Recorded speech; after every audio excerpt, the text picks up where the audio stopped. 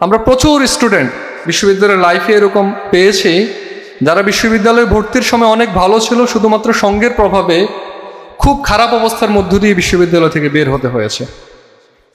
যদি সঙ্গ ঠিকভাবে বাছাই করা না যায়, বিশ্ববিদ্যালয়ের জীবনটা তো শেষ হবেই, বিশ্ববিদ্যালয়ের পরবর্তী যে জীবন, নিজের পেশা জীবন এবং সামগ্রিকভাবেই ক্ষতিগ্রস্ত হওয়া লাগবে। ষষ্ঠ যে বিষয়টা বলবো, প্রয়োজনীয় কিছু স্কিল বিশ্ববিদ্যালয়ের লাইফে অর্জন করে নেওয়া প্রয়োজন। যেমন আইটি দক্ষতার কথা যদি বলি, আমি যখন মাস্টার্সের থিসিস করছিলাম, তো থিসিস করার পরে মাইক্রোসফট অফিসের উপরে একটা কোর্সে ভর্তি হয়েছিলাম। কোর্সে যখন মাইক্রোসফট ওয়ার্ড শিখছিলাম, আগে নিজের মতো করে কম্পিউটার চালাতে পারতাম, কিন্তু আলাদা কোর্স করার যে ব্যাপার, এরকম বড় কোর্স করা হয়নি। তো যিনি ইনস্ট্রাক্টর ছিলেন, একটা পর্যায়ে উনি শিখাচ্ছিলেন মাইক্রোসফট ওয়ার্ডের অনেকগুলো সেগমেন্ট আছে। একটা হচ্ছে রেফারেন্স, কিভাবে রেফারেন্সের অংশটা ব্যবহার করতে হয়। এটা দেখার পরে আমার এত আফসোস হয়েছে, কারণ কয়েকদিন আগেই থিসিস করতে গিয়ে আমাকে সবচেয়ে বেশি কষ্ট করতে হয়েছে রেফারেন্স অংশটা সাজানো নিয়ে।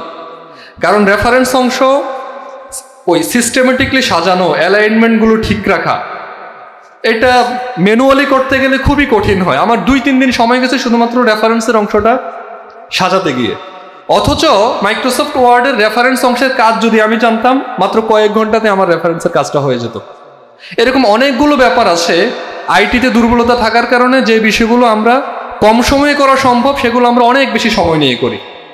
এজন্য আইটির বেসিক যে স্কিল, মাইক্রোসফট অফিসের যে বিষয়গুলো আছে, Microsoft Word, Microsoft Excel, PowerPoint, এই কাজগুলো একটু ভালোভাবে জানা। ইন্টারনেটে সার্চ কিভাবে দিতে হয়, ইন্টারনেট থেকে ফ্রিতে কিভাবে বই ডাউনলোড করতে হয়, এই সিস্টেমগুলো একটু শিখে রাখা। এই বিষয়গুলো করা যায়, যদি করা যায় তাহলে ইউনিভার্সিটির লাইফটা অনেক বেশি ইজি হবে ইনশাআল্লাহ, এবং অনেকগুলো কাজ যেগুলো করতে বেশি সময় দরকার হয় সেই কাজগুলো কম সময়ে করা সম্ভব হবে ইনশাআল্লাহ। সপ্তম যেটা বলতে চাই, আমাদের দেশে যেটা হয়, মাস্টার্স পাশ করার পরেও অনেক স্টুডেন্ট ইংলিশ মিডিয়ামে পড়াশোনা করেছেন, কিন্তু মাস্টার্স পাশ করার পরেও ইংলিশে ফ্লুয়েন্ট নয়, এরকম অবস্থা হয়ে যায়। যদি আপনারা এখন থেকে ভাষার ব্যাপারে একটু সচেতন হতে পারেন। বাংলা আমাদের মাতৃভাষা হলেও বাস্তবতা হচ্ছে আমরা সবাই আসলে বাংলাও শুদ্ধভাবে বলতে জানি না, বাংলাও শুদ্ধভাবে লিখতে জানি না। এজন্য বাংলাকেও অবহেলা করার সুযোগ নেই। বাংলা, ইংরেজি এবং এটার পাশাপাশি আরবি, এই 3টা ভাষায় যদি আমরা দক্ষতা অর্জন করতে পারি, দুনিয়ার কোথাও আসলে আমাদেরকে আটকাতে হবে না। আমরা যদি ইকোনমিক অবস্থার কথা চিন্তা করি এবং ইন্টারন্যাশনাল ল্যাঙ্গুয়েজের হিসাব করি, ইংরেজির গুরুত্ব আমরা বুঝি।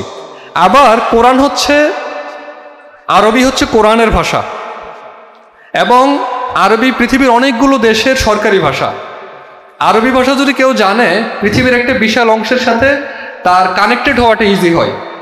আমরা আমাদের দেশের যে ভৌগোলিক অবস্থান, এই ভৌগোলিক অবস্থানের কারণে অন্যান্য মুসলিম দেশগুলোর সাথে স্ট্রংলি কানেক্টেড থাকা খুবই জরুরি। যদি আমরা অন্যান্য মুসলিম দেশগুলোর সাথে স্ট্রংলি কানেক্টেড না থাকতে পারি, তাহলে এই হিন্দুত্ববাদী ভারতের পেটে বাংলাদেশের স্বাধীনতা সার্বভৌমত্ব টিকিয়ে রাখাটা এটা খুবই কঠিন একটা ব্যাপার।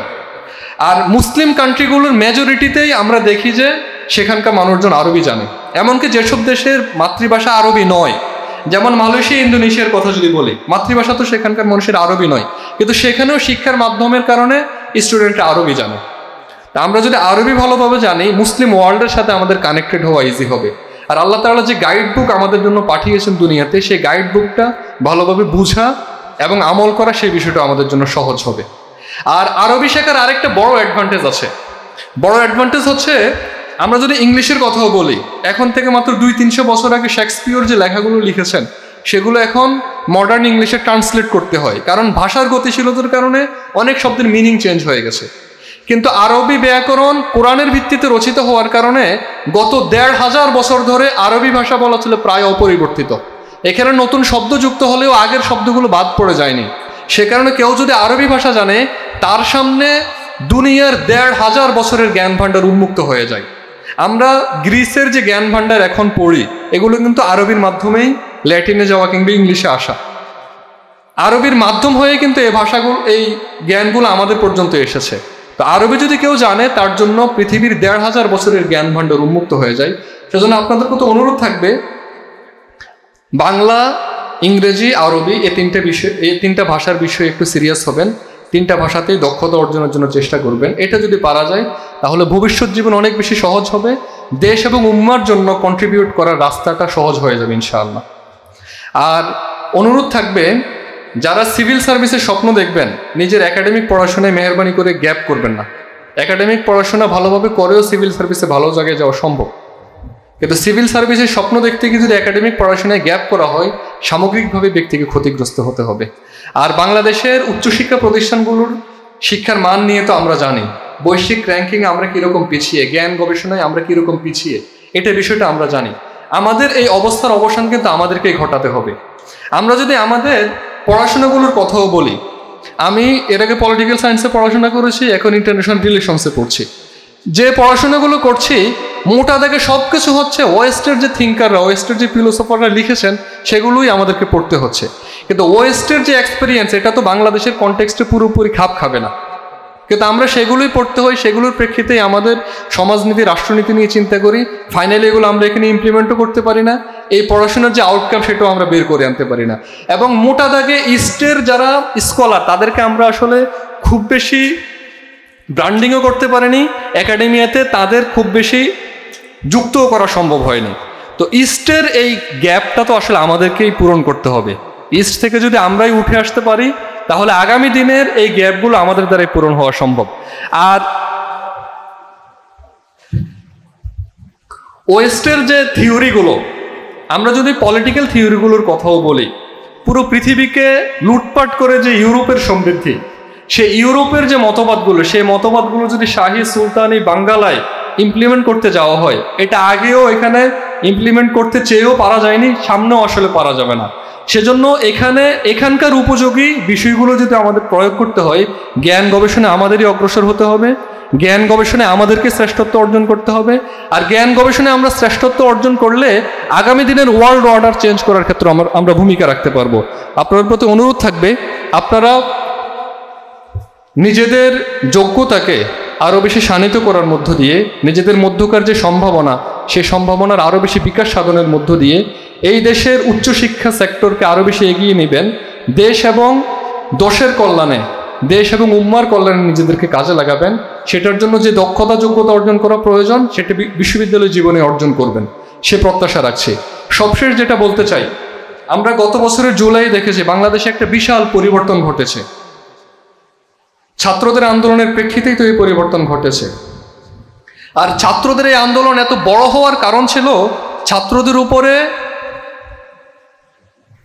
আওয়ামী ফ্যাসিস্ট পুলিশ, সরকারি বাহিনীগুলো এবং আওয়ামী লীগের লাঠিয়াল বাহিনীগুলো যেরকম বর্বর হামলা চালিয়েছিল, এটার প্রেক্ষিতেই এদেশের জনগণ রাজপথে নেমে এসেছে এবং ফ্যাসিস্ট শাসনের অবসান ঘটিয়েছে। আপনারা কি জানেন ছাত্র জনতার উপরে সরকারের এই ক্র্যাকডাউনের শুরুটা কোথা থেকে হয়েছিল? সে ক্র্যাকডাউনের শুরু হয়েছিল কুমিল্লা বিশ্ববিদ্যালয় থেকে। প্রথম কুমিল্লা বিশ্ববিদ্যালয়েই গত বছরের 11 জুলাই পুলিশ স্টুডেন্টদের উপরে বেপরোয়া হামলা চালায়। এর আগ পর্যন্ত বিশ্ববিদ্যালয়গুলোতে এরকম হামলা আর হয় নাই। বলা ছিল কুমিল্লা বিশ্ববিদ্যালয়েই প্রথম সরকারি বাহিনী বেপরোয়া হামলা চালিয়েছিল ছাত্র জনতার উপরে। আর সেটাই একটা পর্যায়ে দেশের অন্যান্য ক্যাম্পাসগুলোতেও ঘটে এবং এটাই গণবিস্ফোরণের জন্ম দেয়। তা আমি বলবো যে জুলাইয়ের জাগরণ কুমিল্লা বিশ্ববিদ্যালয়ের এই ক্র্যাকডাউনের মধ্য দিয়ে শুরু হয়েছে। কুমিল্লা বিশ্ববিদ্যালয়ের স্টুডেন্টরাই জুলাইয়ের এই স্পিরিট বাস্তবায়ন করার ক্ষেত্রে অগ্রণী ভূমিকা রাখতে হবে। আপনারা পারবেন না ইনশাআল্লাহ? আমরা দেখি যে জুলাইকে এখন অনেকে বিক্রি করে দিচ্ছে, আমরা দেখি জুলাইকে পুঁজি করে অনেকে এখন ব্যবসা করতে চাচ্ছে, আমরা দেখি জুলাইয়ের আগে যারা মজলুম ছিল তারা অনেকে এখন জালেমের ভূমিকায় অবতীর্ণ হতে চাচ্ছে। কিন্তু জুলাইকে তো আমরা হারিয়ে যেতে দিতে পারি না। জুলাই যেন হারিয়ে না যায়, জুলাইয়ের স্পিরিট যেন ক্ষতিগ্রস্ত না হয়, বরং জুলাইয়ের স্পিরিট যেন এদেশের সমাজ, রাষ্ট্র সব জায়গায় ইতিবাচক পরিবর্তন নিয়ে আসে। সেক্ষেত্রে আমি আশা করতে চাই যে কুমিল্লা বিশ্ববিদ্যালয়ের শিক্ষার্থীরা অগ্রণী ভূমিকা পালন করবে ইনশাআল্লাহ। আমি আপনার বিশ্ববিদ্যালয়ে চান্স পেয়েছেন অনেক স্টুডেন্টের সাথে প্রতিদ্বন্দ্বিতা করে, আপনাদেরকে অন্তরের অন্তঃস্থল থেকে কংগ্রাচুলেট করছি। আপনারা বাকি জীবনেও উত্তরোত্তর সাফল্যের দেখা পাবেন, দুনিয়া এবং পরকাল দুই জিন্দিগিতে সফলতা লাভ করবেন। ছাত্র শিবির দুই জিন্দিগিতে স্টুডেন্টরা সফলকাম হওয়ার জন্য যেমন হওয়া প্রয়োজন তেমন করে স্টুডেন্টদেরকে গড়তে চাই। সেই গড়ার ক্ষেত্রে আপনারা সহযোগী হবেন এই প্রত্যাশা ব্যক্ত করে আমার কথা এখানে শেষ করছি। আসসালামু আলাইকুম রহমতুল্লাহ।